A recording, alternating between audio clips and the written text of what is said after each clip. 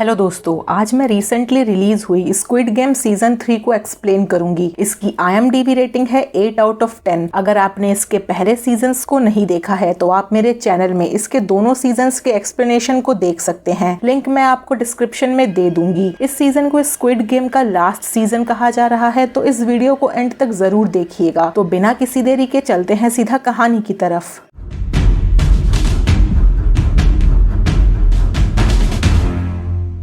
तो सीजन 3 की शुरुआत वहीं से होती है जहां पे सीजन 2 को खत्म किया गया था। Noh Yul player number 246 Kyung Seok, जो कि स्ट्रॉबेरी हैट वाली बच्ची का पिता था, उसे जानबूझकर ऐसी जगह गोली मारती है ताकि वो उसे बचा सके और उसे ऑर्गन ट्रैफिकर्स के हाथों सौंप देती है, जिससे उन्हें लगने लगता है कि नो यूल उनके साथ है। दूसरी तरफ प्लेयर 456 जीहुन को फिर से रूम में वापस लाया जाता है। जीहुन अपनी हार से शर्मिंदा था और खुद को अपने दोस्तों के मौत का जिम्मेदार समझ रहा था, इसीलिए वो गार्ड्स को खुद को मार देने को कहता है। पर लीडर इन्होंने जानबूझ के जीहुन को जिंदा रखा हुआ था, क्योंकि वो उसे दिखाना चाहता था कि वो गलत है और इंसान पैसों के लिए कुछ भी कर सकता है, यहाँ तक कि जानवर भी बन सकता है। जीहुन के खुद को मार डालने की कोशिश की वजह से उसे बांध के रखा गया था। कुछ देर बाद वोटिंग फिर से स्टार्ट होती है, पर जीहुन उस वोटिंग में हिस्सा नहीं लेता, क्योंकि वो समझ गया था कि उसके वोट डालने या ना डालने से कोई फर्क नहीं पड़ता। और होता भी वही है। वोटिंग अभी भी 0 वालों की ही ज्यादा थी और क्रॉस वाले कम थे, जिसका मतलब था कि वो आगे गेम खेलने वाले थे। थोड़ी देर बाद जीहुन को पता चलता है कि दाईहो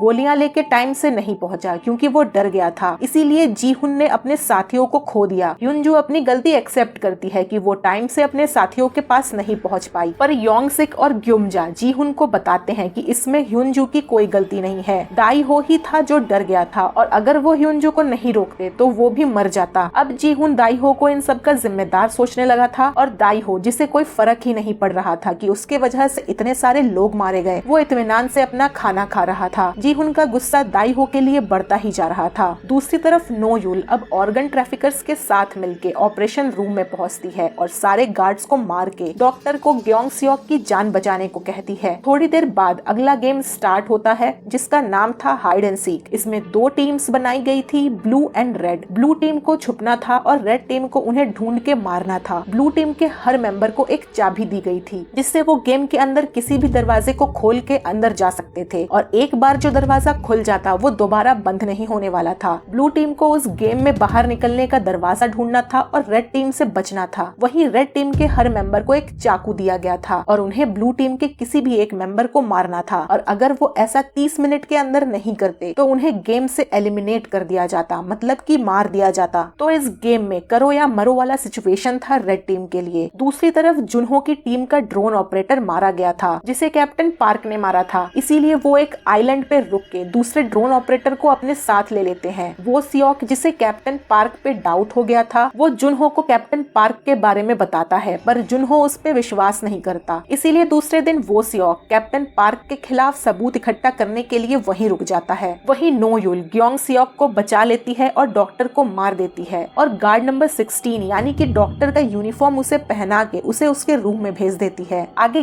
गेम में रेड टीम में थे ग्योमजा, मिनसू, जीहुन, जुनही, नमग्यू। वहीं ब्लू टीम में थे योंगसिक, स्योन्यो, चोंदाई, ह्युनजू, म्योंगी, दाईहो। ग्युमजा अपने बेटे योंगसिक के साथ टीम एक्सचेंज कर लेती है, क्योंकि वो किसी को मार नहीं सकती थी। जुनही भी म्योंगी के साथ टीम एक्सचेंज कर लेती है, क्योंकि वो प्रेग्नेंट थी और वो किसी को मार नहीं सकती थी। म्योंगी उसे बचाने और प्रोटेक्ट करने का वादा करता है। म्योंगी और नमग्यू एक टीम बन के आगे बढ़ते हैं। वहीं जीहुन दाईहो के पीछे पड़ा था। ह्युनजू, ग्युमजा और जुनही एक साथ आगे बढ़ रहे थे। कुछ देर बाद वो डिस्कवर करते हैं कि ब्लू टीम को जो चाबी दी गई है वो 3 तरह की है, सर्कल, ट्रायंगल और स्क्वायर, और हर दरवाजा उनके एक चाबी से नहीं खुलने वाला था, इसीलिए उन्हें तीनों चाबी की जरूरत थी। ह्युनजू, ग्युमजा और जुनही की चाबियां एक दूसरे से अलग थी, इसीलिए वो किसी भी रूम को खोल सकते थे। ग्युमजा और जुनही ने ह्युनजू पर भरोसा करके अपनी अपनी चाबी उसे दे दी थी। म्योंगी और नमग्यू ने एक एक ब्लू टीम के मेंबर को मार दिया था, और नमग्यू के कहने पर वो बाकी ब्लू टीम के मेंबर्स को भी मारने के लिए निकल पड़े थे, क्योंकि जितने लोग कम होते जाएंगे गेम से उतना पैसा बढ़ता जाएगा। म्योंगी को जुनही को बचाने जाना ही था, तो वो नमग्यू के साथ निकल पड़ता है, पर नमग्यू के पास जो थाइनोस का लॉकेट था वो वहीं छूट जाता है जो मिनसू को मिलता है। सियोन न्यू अपने दोस्तों को धोखा देके बच निकलती है। आगे उसे बाहर निकलने का रास्ता भी मिल जाता है, पर उस दरवाजे को खोलने के लिए उसे तीनों तरह की चाबियां चाहिए थी, इसीलिए वो जियोंग दाई को अपने साथ ले आती है। उसके पास 2 तरह की चाबियां थी जो उसने मरे हुए एक ब्लू टीम के मेंबर से ली थी, पर जियोंग दाई सियोन न्यू को धोखा देके भाग जाता है और मिनसू जो कि थाइनोस के लाए हुए ड्रग्स के नशे में था, वो सियोन न्यू को मार के इस गेम में पास हो जाता है। आगे जुनही के पैरों में चोट लगने की वजह से ह्युनजू, ग्योमजा और जुनही एक रूम में जाके छुपते हैं जहाँ पे जुनही अपनी बच्ची को जन्म देती है। तभी रेड टीम का एक प्लेयर आके उन पे हमला कर देता है। ह्युनजू उससे लड़ते हुए घायल हो जाता है, पर उसे बाहर जाने का रास्ता मिल जाता है। उसके पास तीनों चाबियां थी, वो चाहता तो वहाँ से बाहर निकल सकता था, पर वो वापस जाता है ग्योमजा, जुनही और बेबी को लेने, पर पीछे से उसे म्योंगी मार डालता है। जुनही ये देख के शॉक्ड थी कि जिसने उसे और उसके बच्ची को बचाया उसे म्योंगी ने मार डाला। म्योंगी वहाँ से चला जाता है क्योंकि वो शर्मिंदा था। खैर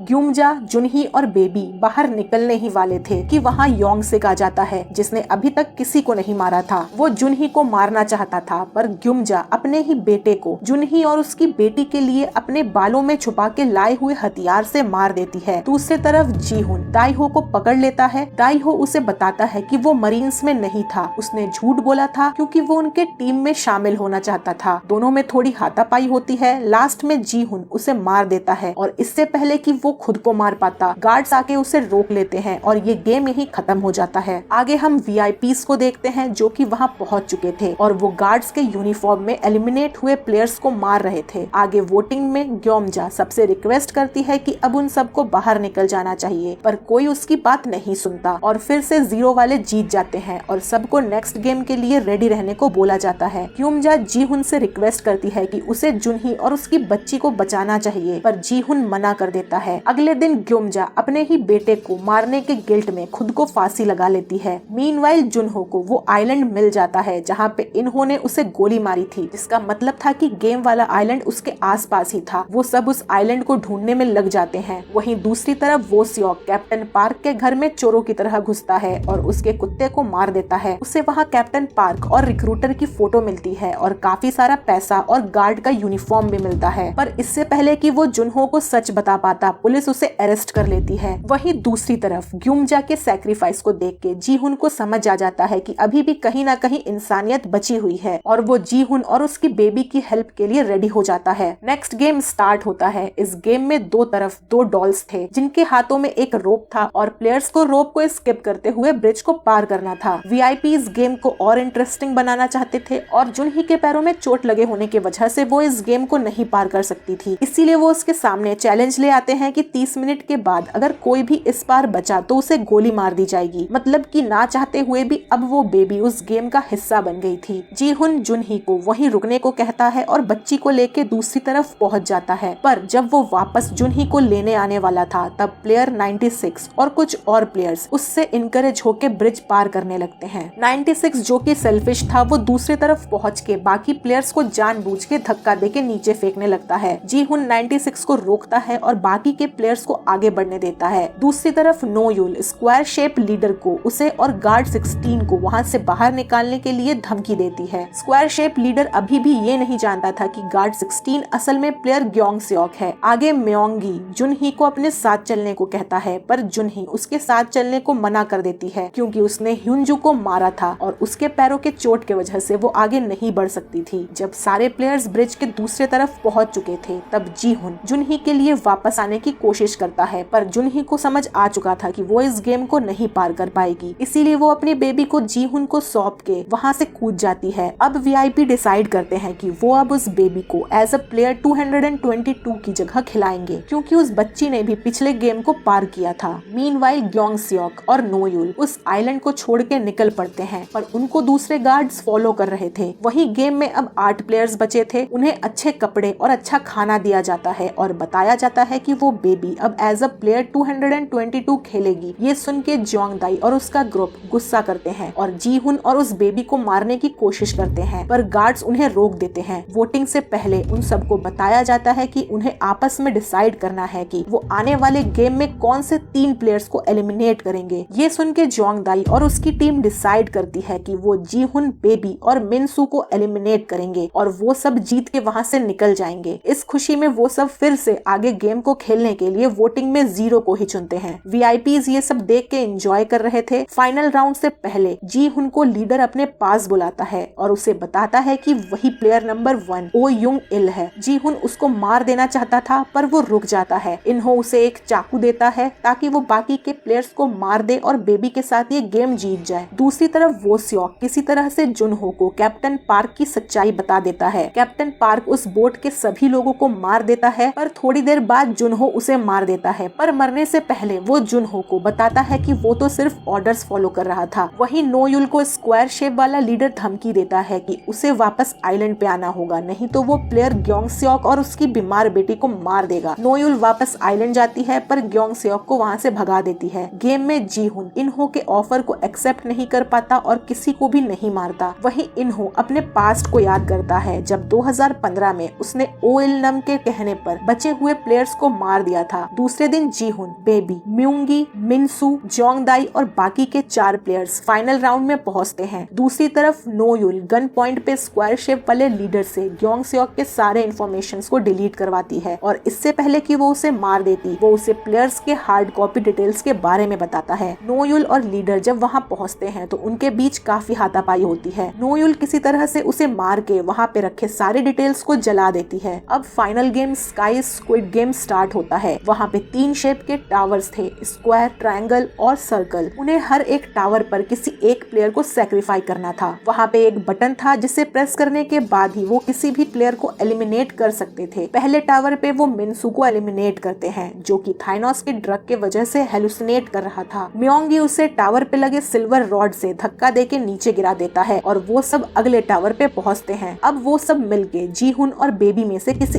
एक को एलिमिनेट करना चाहते थे पर म्योंगी जीहुन और बेबी के साथ मिल जाता है और प्लेयर 336 को नीचे गिरा देता है। यहाँ म्योंगी सबको बताता है कि वही इस बेबी का पिता है। सब ये सुन के शॉक्ड थे। अब सब प्लेयर्स मिलके प्लेयर 39 को सैक्रिफाई करने को रेडी थे क्योंकि जीहुन और म्योंगी के पास हथियार था। पर इससे पहले कि वो दूसरे टावर तक पहुँचते, जीहुन सेल्फ डिफेंस में प्लेयर 203 को मार देता है। म्योंगी प्लेयर 353 को एलिमिनेट कर देता है और जोंगदाई को भी मार देता है। प्लेयर 39 को पता था कि नेक्स्ट टावर में वो सब उसी को मारेंगे, इसीलिए वो खुद ही वहाँ से कूद जाता है। अब सिर्फ जीहुन, बेबी और म्योंगी ही बचे थे। आइलैंड के बाहर ग्योंगस्योक जो गार्ड से भाग रहा था उसे जुनहो बचाता है और ग्योंगस्योक के बताए रास्ते पे वो उस आइलैंड की तरफ निकल पड़ता है। वहीं गेम में म्योंगी तीसरे टावर तक पहुँच के जीहुन को बेबी उसे देने को कहता है। वो जीहुन को तीसरे टावर तक आने ही नहीं देना चाहता था और लास्ट में वो बेबी को एलिमिनेट करके खुद उस गेम को जीतना चाहता था। पर जीहुन बड़े ही चालाकी से टावर को पार कर जाता है। दोनों के हाथापाई में म्योंगी नीचे गिर जाता है पर उस टावर के बटन को किसी ने भी प्रेस नहीं किया था, इसीलिए म्योंगी के डेथ से वो लेवल कंप्लीट नहीं होने वाला था। जीहुन अब उस बटन को प्रेस करता है। सारे वीआईपीज को लग रहा था कि जीहुन बेबी को एलिमिनेट करेगा पर जीहुन खुद उस टावर से कूद जाता है, ये कहते हुए कि वो प्लेयर्स इंसान थे, जानवर नहीं। सब जीहुन की सैक्रिफाइस को देख के शॉक्ड थे। कोस्ट गार्ड और जुनहो उस आइलैंड तक पहुंचने ही वाले थे, इसीलिए इन्हो पूरे गेम को एक्सप्लोजिव से डिस्ट्रॉय करने के बटन को ऑन कर देता है। इन्हो आगे उस बेबी को उस टावर से बचाता है। जुनही अपने भाई को वहाँ देखता है पर रोक नहीं पाता। नोयुल जो कि खुद को खत्म कर देना चाहती थी, वो जीहुन और उस बेबी को देख के खुद को रोक लेती है। वो सब वहाँ से बाहर निकल जाते हैं। 6 महीने बाद नोयुल ग्योंगस्योक और उसकी बेटी से मिलती है। उसकी बेटी अब ठीक हो चुकी थी। आगे नोयुल को उस एजेंट का कॉल आता है जिसे उसने अपनी बेटी को ढूंढने के लिए पैसे दिए थे। नोयुल की बेटी को कहीं चाइना में देखा गया था। वो अब चाइना के लिए निकल पड़ती है। साई बियोक का भाई अब अपनी माँ से मिलता है जो कि नॉर्थ कोरिया में फंसी हुई थी। वो सियोक भी जेल से निकल के जीहुन के मोटल को दोबारा से खोलने का प्लान कर रहा था। इन्हो जुनही की बेबी को जुनहो के पास उसके जीते हुए इनाम के साथ छोड़ देता है। इसके बाद वो जीहुन की बेटी से लॉस एंजलिस में मिलता है और जीहुन के सामान के साथ उसके सारे जीते हुए पैसे उसकी बेटी के नाम छोड़ के वहाँ से चला जाता है। वहाँ से जाते हुए इन्हो एक अमेरिकन रिक्रूटर को देखता है जो दागची खेल रही थी एक आदमी के साथ, जिसका मतलब ये गेम अभी भी खत्म नहीं हुआ है और ये सीरीज यहीं पे खत्म हो जाती है। यहाँ पे जीहुन इन्हो को समझाने में कामयाब रहा कि इंसानियत पैसों से पहले आती है, पर इन्होंने जीहुन से कहा था कि अगर वो ये सब छोड़ भी देता है तब भी ये गेम नहीं रुकेगा और वैसा ही हुआ। कोरिया से निकलकर जब इन्हो लॉस एंजलिस पहुंचा तब उसे समझ आ गया कि ये गेम सिर्फ सिर्फ कोरिया तक ही सीमित नहीं है, ये गेम पूरी दुनिया में फैला हुआ है और इन सबको एक जी हुन जैसे प्लेयर की जरूरत है जो इन्हें समझा सके कि इंसानियत से बढ़कर कुछ भी नहीं। अगर आपको मेरी एक्सप्लेनेशन अच्छी लगे तो भूले बिना वीडियो को लाइक करें, मेरे चैनल को सब्सक्राइब करें, वीडियो को शेयर करें और कमेंट करके जरूर बताएं कि आपको ये वीडियो कैसी लगी। मिलते हैं अगले वीडियो में, तब तक के लिए बाय बाय।